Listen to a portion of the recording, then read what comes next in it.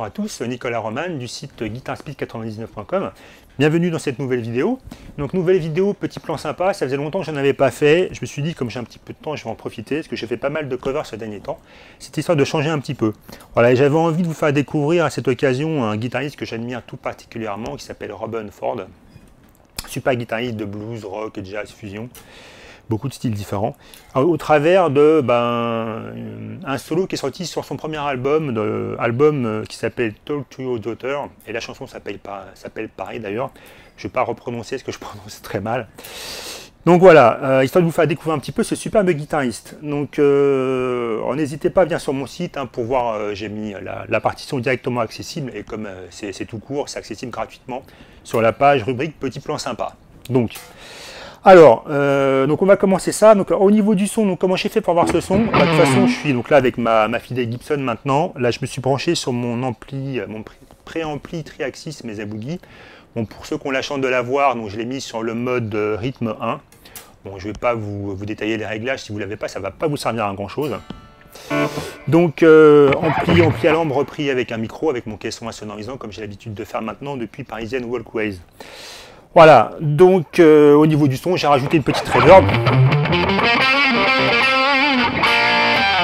Voilà, pour avoir un petit peu cette profondeur typique. Bien, donc on va démarrer un petit peu dans le vif du sujet. Donc comment est-ce que ça tourne?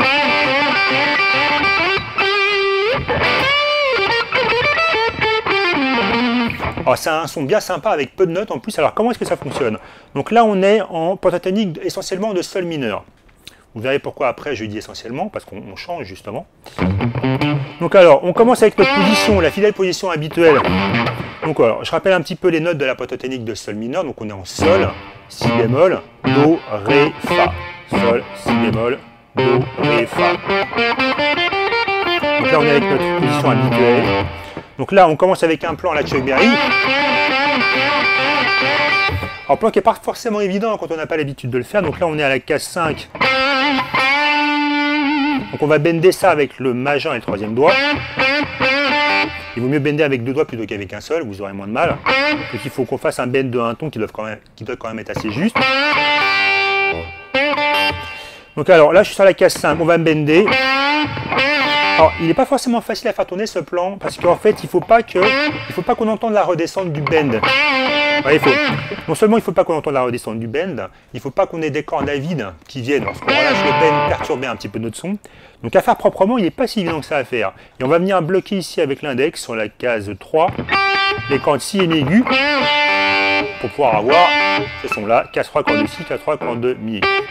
Donc alors, au niveau de médiator, je prends ça, je fais ba, ba, o, ba, ba, o, ba, ba, o. Donc, deux coups en bas consécutifs suivis d'un coup vers le haut, ba, ba, o, ba, ba, o.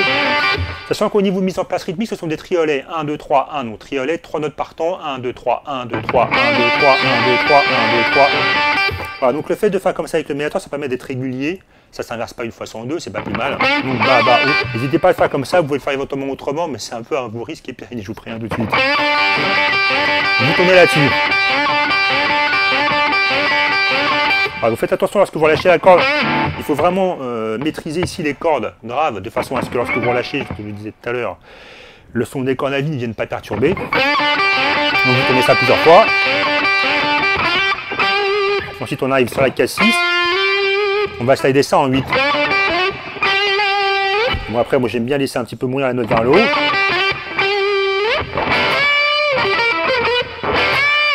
Pour voir cet enchaînement là. Alors ça c'est un effet qu'on rencontre beaucoup chez Stevie Ray Vaughan ou d'autres guitaristes. Le fait de lancer une note avec un coup vers le haut comme ça à vide. En faisant sonner un petit peu les cordes graves, ça apporte beaucoup de dynamique, ça apporte vraiment un côté sympa au son. Après la difficulté, c'est qu'il faut réussir à bien muter les cordes après pour pas que le son, voilà, pour pas que ça continue quoi. Allez. Donc là j'ai mon coup vers le haut. Et tout en faisant mon bend sur la corde de si, là je suis sur la corde de si à la case 13, je fais le bend, bah, du coup je bloque les cordes que je viens de faire sonner, simplement avec la paume, tout est contrôlé au niveau de la main droite. Donc là on fait un bend de un ton, on relâche le bend, là je fais un pull-off,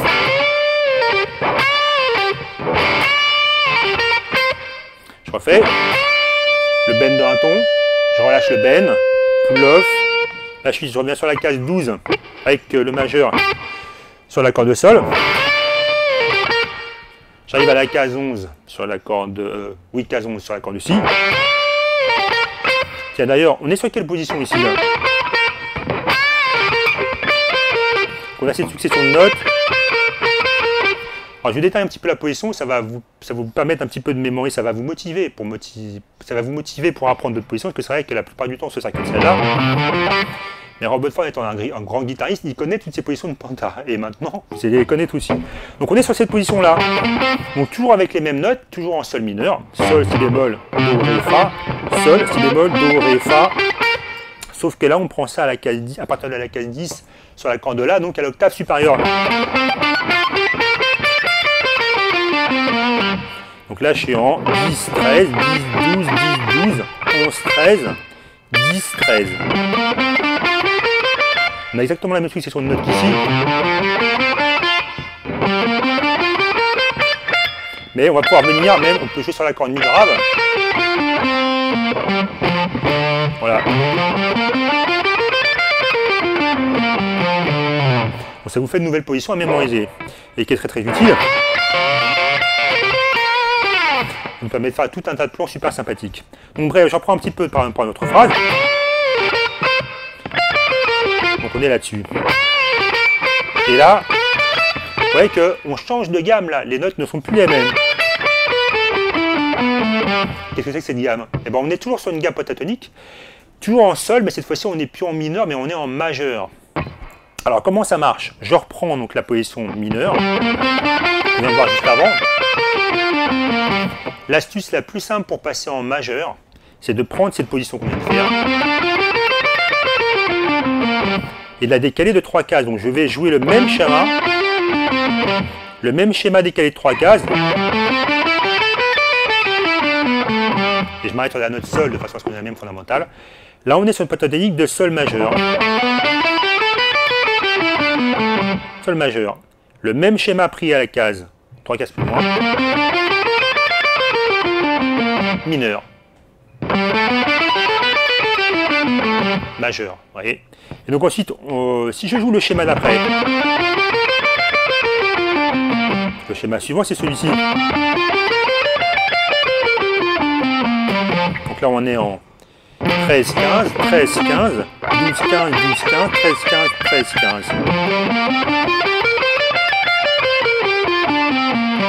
Je joue la position d'avant.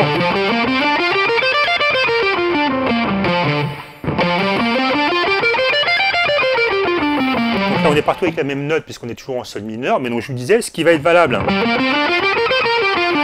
vous disais que si on décale cette position-là de 3 cases, on est en mineur, on passe en majeur pentatonique. Ça va être valable pour toutes les positions. On est en sol mineur ici. Si je la joue là, on est en sol majeur. Et c'est exactement ce que fait Robert Ford. On démarre donc ici, on est en mineur. Et lorsqu'il passe ici, vous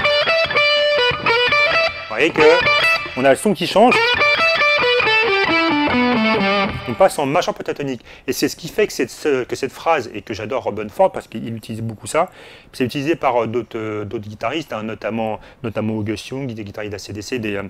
Il y a des tas de... Enfin, la plupart des grands guitaristes connaissent cette astuce.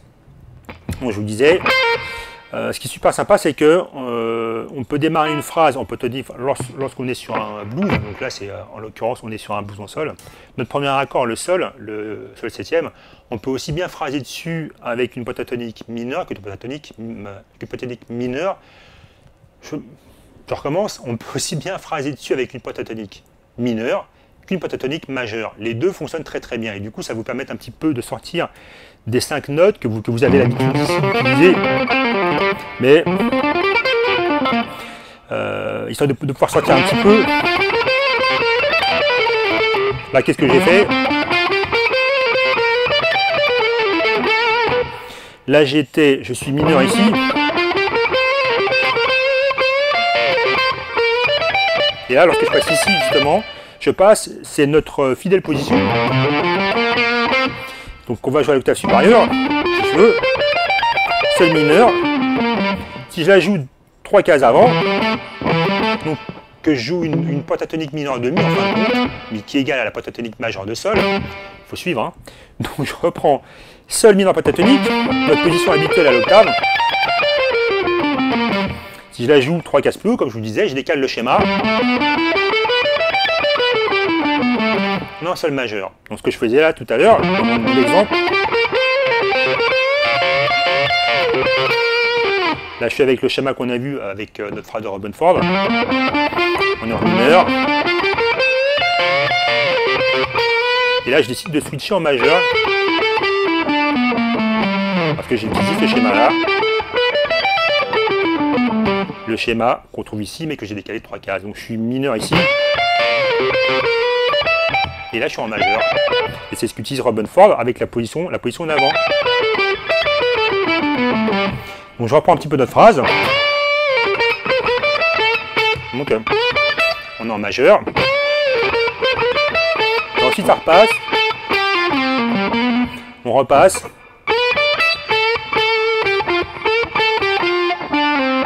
Vous voyez que sur la fin de la phrase, vous voyez qu'au niveau du son, on repasse en pentatonique mineure. Donc je refais. Pardon. Voilà, donc je reprends un petit peu la fin. Donc je vous disais, pour faire le switch, pour passer en majeur, en fait, on va venir slider de la case 11 à la case 12 sur l'accord de Si. Ensuite, on est sur l'accord de Mi aigu. 10, 12. On va faire un bend de 1 demi-ton sur la case Si en case 10. Et à partir de là, on repasse en mineur. 12, pull-off en 10. Appoggiature, on slide directement de 12 à 10.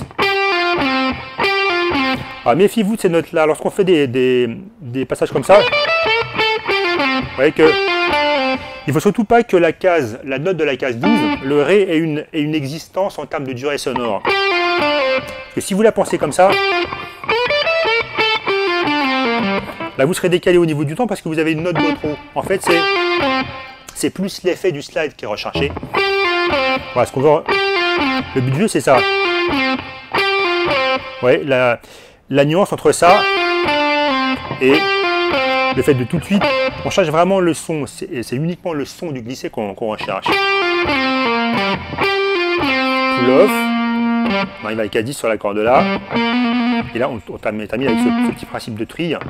D'ailleurs, ici, à la fin, on retrouve une note de la pentatonique majeure. D'ailleurs, c'est le sol, le Si, pardon, la tierce majeure de sol.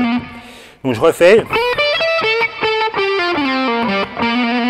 On termine après, je vous disais, entre la case 8 et la case 9 sur l'accord de Ré. Donc, je reprends un petit peu cette phrase-là, doucement.